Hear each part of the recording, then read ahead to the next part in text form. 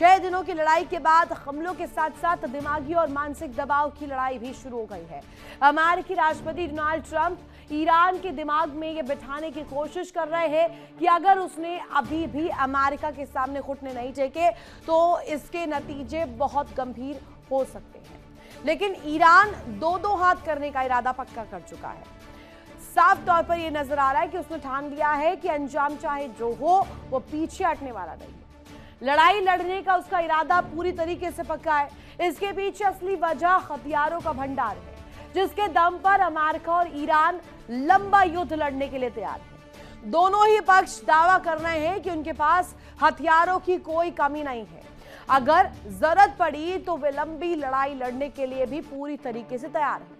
लेकिन इन दावों के बीच एक दिलचस्प बात यह सामने आ रही है कि दोनों देश एक दूसरे के हथियारों के भंडार पर सवाल उठा रहे हैं। यानी कि जंग सिर्फ मैदान में नहीं बल्कि बयानबाजी, रणनीति और ताकत के दावों के जरिए भी लड़ी जा रही है। अब इस बीच ट्रंप के कुछ दावे सामने आ रहे हैं। ट्रंप दावा कर रहे हैं कि उनके पास भारी मात्रा में हथियार है, जो कि ईरान को मिटाने के लिए बेहद काफी है। साथ ही दूसरी ओर ईरान भी डंके की चोट पर कह रहा है कि उसके पास भी हथियारों की कोई कमी नहीं है। वो अपने दुश्मनों से लंबी लड़ाई लड़ सकता है।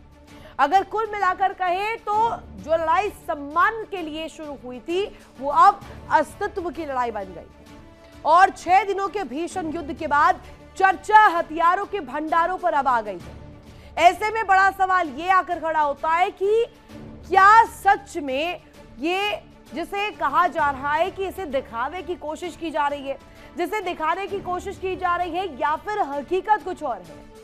आज की चर्चा इसी पर करेंगे, समझने की कोशिश करेंगे कि क्या अमेरिका और ईरान युद्ध में हथियारों की होड़ शुरू हो गई है।